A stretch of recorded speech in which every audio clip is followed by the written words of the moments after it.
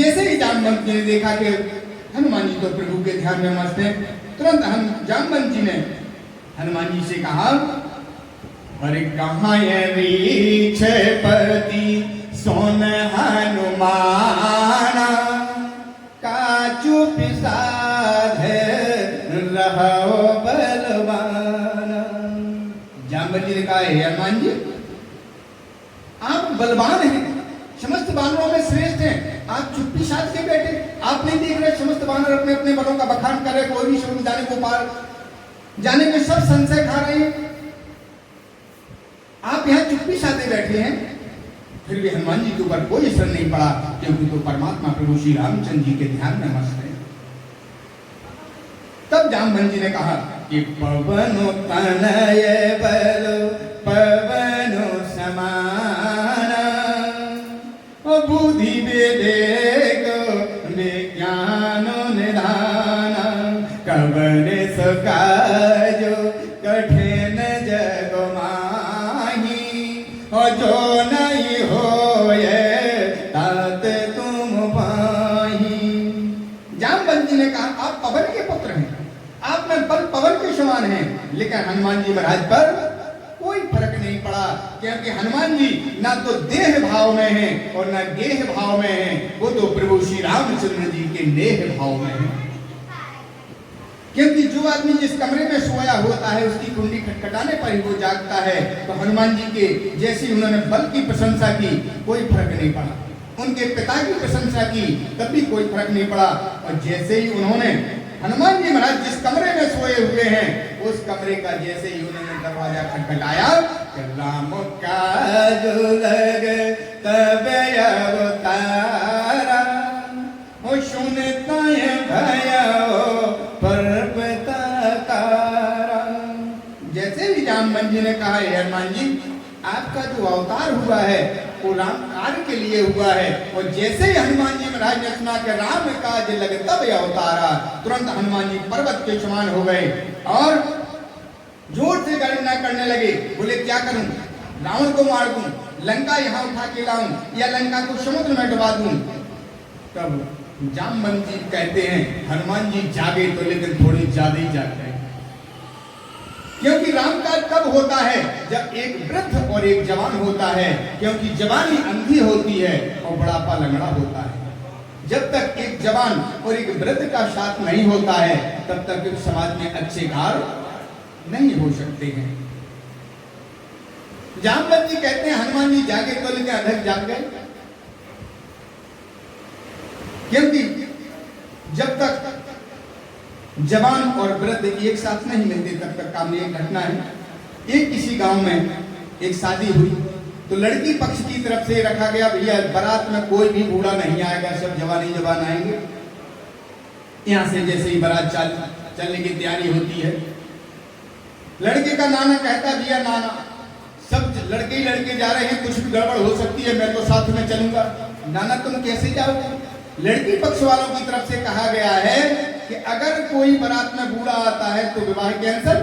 नाना बोले, भैया मुझे पीछे डिग्गी में ही डाल के ले चलो। नाना को पीछे डिग्गी में डाल के जाते हैं, बारात वहां पहुंच जाती है।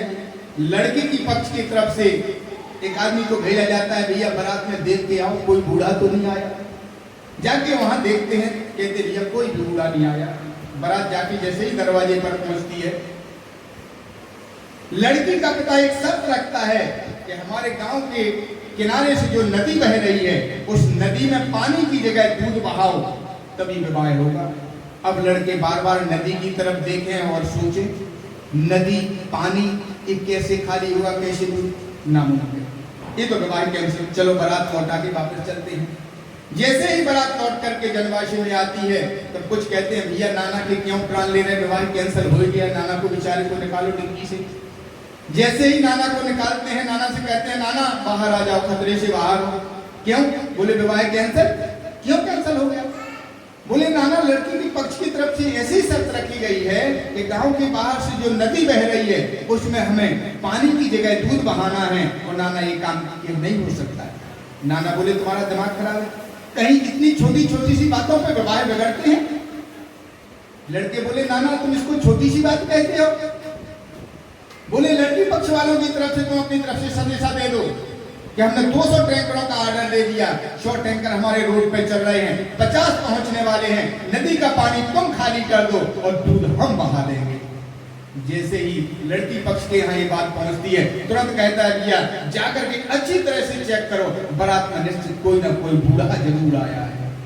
तो क्या है, वृद्धों का अनुभव और जवान का जोश, जब क्योंकि जवानी अंधी होती है और बुढ़ापा लंगड़ा होता है। एक गांव में आग लगी, सब लोग भाग गए। कौन फंस गया? एक लंगड़ा और एक बूढ़ा। क्यों? लंगड़ा चल नहीं सकता था और अंधा देख नहीं सकता था। जैसे ही लंगड़े ने अंधे को देखा, बोले भैया मैं चल नहीं सकता, तुम देख नहीं सकते, तुम मेरे जो है मुझे तो अपने कंधों पर बैठा लो, तो इस जलती हुई आग से हम दोनों बच जाएंगे।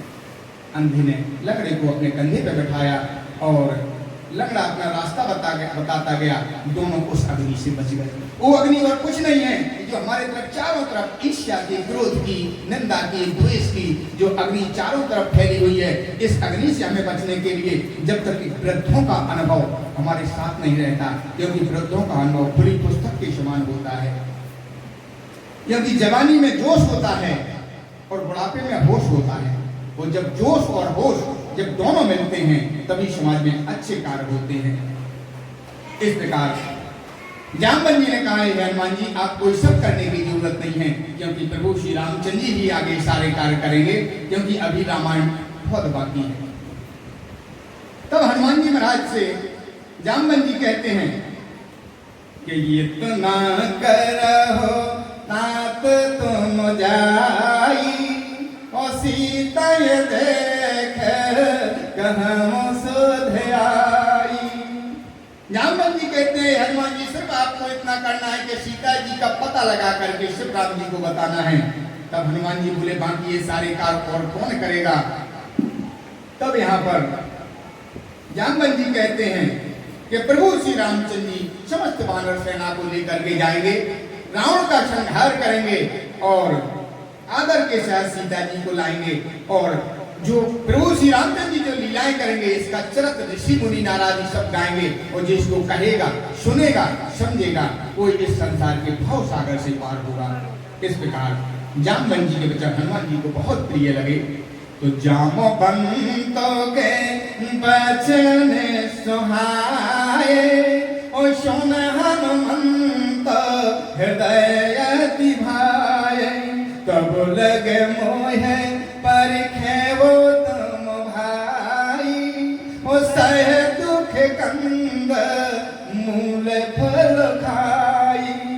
इस प्रकार जामवंत जी हनुमान जी को समझाया तो उनको वचन सुहाए और भाए भी। सुभाए जो होता है जो हमारे तक पहुंचते हैं, और भाई का मतलब जो हृदय में उतर जाते हैं। हनुमान जी महाराज ने समस्त वानरों से कहा, भैया तुम यहाँ पर मेरा इंतजार करना, तो यहाँ से जाना नहीं, यहीं रहना, क्योंकि तुम यहाँ से चले जाओगे सुग्रीव द्वारा मार दिए जाओगे, और जब मैं सीता की खोज करके यहाँ से जाऊंगा तो सारी प्रशंसा मुझे ही मिलेगी। इसलिए मैं चाहता हूँ कि सब वहाँ से सब साथ में ही आए हैं और हम साथ में ही सीता की सुध लेके सब वापस किस करना चलेंगे। लेकिन यहाँ कोई भी भूखे मत रहना, सब कंदमूल खा करके यहाँ रहना। समस्त मानव कहते हैं कब तक हम यहाँ इंतजार करेंगे, क्योंकि 1 महीने की अवधि तो हमारी गुफा में ही बीत गई, बाकी समय यहाँ बैठ हो रहा, हम कब तक इंतजार करेंगे। तब हनुमान जी महाराज कहते हैं कब तक? जब लग सीता देखी, बोले जब तक मैं सीता जी की खोज करके लौट के नहीं आता हूँ तब तक। समस्त वानर कहते हैं कि इतने समय में अभी तक तो सीता की खोज मिली नहीं, आपको कैसे भरोसा भी मिल जाएगा।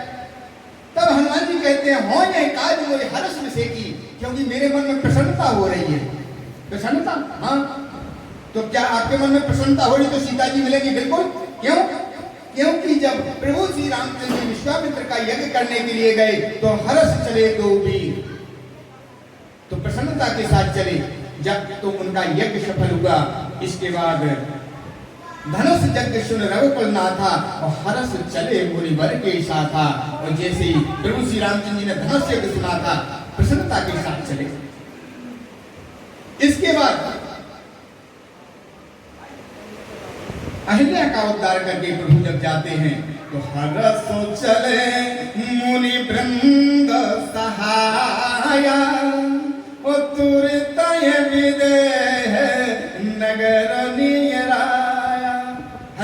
महाराज कहते हैं कि जो प्रभु श्री रामचंद्र जी की जो पहली यात्रा थी, क्योंकि प्रभु श्री राम जी की रामचरितमानस में 3 यात्राएं होती हैं, और हनुमान जी महाराज कहते हैं कि जो प्रभु श्री राम जी की जो पहली यात्रा थी, पहली यात्रा में उन्होंने घर से चलने में हर्ष प्रकट किया। इसके बाद जब धनुष योग का सुना तब भी हर्ष के साथ चले, और इसके बाद जब जनकपुर नजदीक आया तब भी प्रसन्नता के साथ चले। इसलिए उनको भक्ति माता सीता जी की प्राप्ति हुई। इसलिए मैं भी एक कार्य सुन करके हो एक काज मोहि हर्ष विषय की, इसलिए मुझे भी प्रसन्नता हो रही है। इसलिए मुझे लग रहा है कि सीता जी मिलेंगी। इस प्रकार समस्त बानरों को समझा करके हनुमान जी महाराज कि यह कहनाए सब हो कव माथा हरस चलो हरस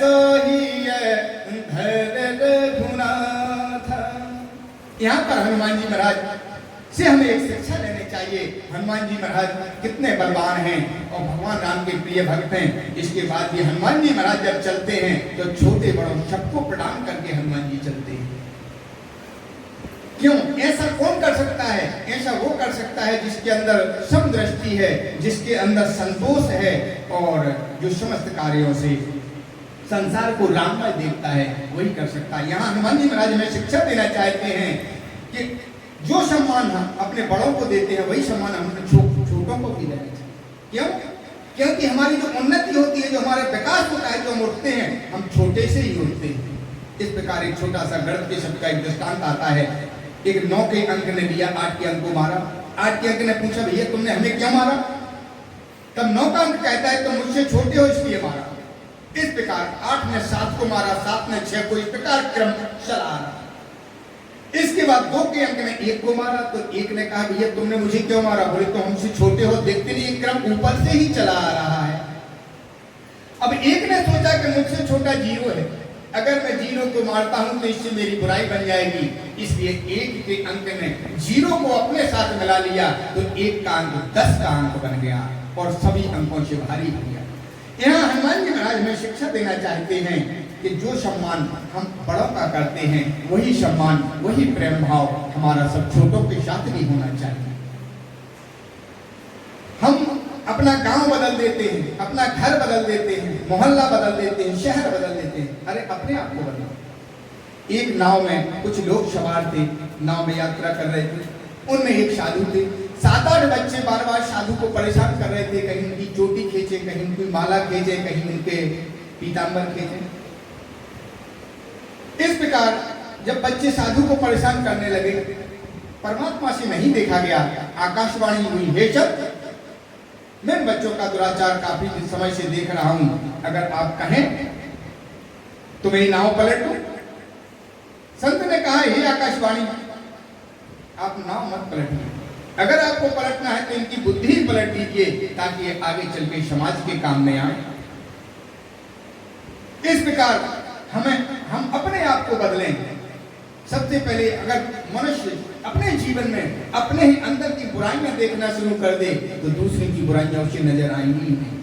इसलिए हम अपने आप को बदलेंगे, अपने आप सब कुछ बदल जाएगा। कुछ लोगों में एक दूसरे के बुद्धि विवेक पे भी चर्चाएं करते हैं। भाई जो गुण हम में है हो सकता है वो सामने वाले में ना हो, जो गुण सामने वाले में है वो हम में ना हो। इसलिए हमें एक दूसरों की कभी गुणों की अवहेलना नहीं करनी चाहिए। और निंदा सबसे बड़ा पाप बताया गया है, क्योंकि निंदा करने से 5 प्रकार के पाप लगते हैं। जब हम किसी की निंदा करते हैं, हमारी वाणी अपवित्र होती है, और सुनने से कान अपवित्र होते हैं, देखने से नेत्र दृष्टि दोष होता है, और मन में चिंतन करने से मन भी अपवित्र होता। और जब हम किसी की बुराइयों का निरंतर और बराबर चिंतन करने लगते हैं, तो एक दिन ऐसे घृणित कार्य करने के लिए हम भी उद्यत हो जाते हैं। इस प्रकार और हम अगर किसी की निंदा करते हैं तो उसके पाप हमारे पास आ जाते हैं, और जो हमारे पुण्य हैं वो उसमें समाहित हो जाते हैं। इसलिए निंदा सबसे बड़ा पाप बताया गया है। यहाँ पर हनुमान जी महाराज शिक्षा देते हैं कि हमें सबके पास साथ वही व्यवहार करना चाहिए जैसा हम अपने प्रति चाहते हैं। दूसरों के प्रति हम वही व्यवहार करें जैसा हम अपने प्रति चाहते हैं। इसलिए हनुमान जी महाराज ने सबको प्रणाम करके, छोटे बड़ों सबको प्रणाम करके और जाकर के हनुमान जी महाराज एक पर्वत के शिखर के ऊपर जाते हैं और जाकर के जेहि गिर चरण दय हनुमंत चले सुगा पताल तुरंत जिन्हें अमोघ रघुपति करवाना वो यही भात चले वो हनुमान। हनुमान जी महाराज ने जिस पर्वत पर जाकर के अपना चरण रखा वो पर्वत जाके पाताल तक हिल गया और रावण के डर से वहां पर देवता जो है पर्वत की गुफाओं में कंदराओं में छिपे हुए थे, क्योंकि जब रावण चलता था तो चलत दसानन डोलत अगोनी गर्जत गर्व श्रवण सुर रवनी। क्योंकि जब रावण चलता था तो पृथ्वी डोलती थी। जैसे ही हनुमान जी महाराज ने पैर रखा और जैसे ही पर्वत हिला देवताओं को लगा कि रावण आ गया, क्योंकि रावण देखत आवत देख सकोहा और देवन तके मेर गिरु खोहा। क्योंकि जब रावण चलता था पृथ्वी डोलती थी और रावण के डर के वजह से समस्त देवता पर्वत की कंदराओं में छिप जाते थे। एक देवता ने जाकर के कहा एक देवता से कि जाकर के देखो कहीं रावण तो नहीं आ रहा, क्योंकि जब ये पृथ्वी हिली है तो लगता है कि रावण आ रहा। जाकर के एक देवता ने जाकर के बाहर देखा तो देखते हैं कि पवन पुत्र हनुमान जी जा रहे हैं। तो उसने जाकर के वापस देवताओं से कहा कि रावण नहीं, हनुमान जी महाराज लंका को जा रहे हैं। और हवा में उड़ता जाए रे मेरा राम दुलारा, राम दुलारा अंजनी का प्यारा, हवा में उड़ता जाए रे मेरा राम दुलारा। उन्होंने बताया कि रावण नहीं, हनुमान जी महाराज जा रहे हैं। हनुमान जी महाराज अपने देह अवमान को भुला करके ज्ञान और वैराग्य के पंख लगा करके और उन्होंने अपना उड़ना शुरू किया। जैसे ही हनुमान जी महाराज की यात्रा शुरू हुई, समुद्र ने देखा कि उन्हीं के दूत आ रहे हैं जिनके वंशज ने मेरा निर्माण किया।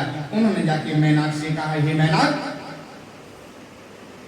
ये प्रभु श्री राम जी के दूत आ रहे हैं और उनके पुत्र हैं जिन्होंने तुम्हारी मदद की है, इसलिए तुम्हें कुछ विश्राम दो। क्योंकि पहले सतयुग में पर्वतों के पंख हुआ करते थे और इन पर्वतों की जहां मर्जी होती थी वहीं बैठ जाते थे, गांव के गांव, नगर के नगर तबाह कर देते थे।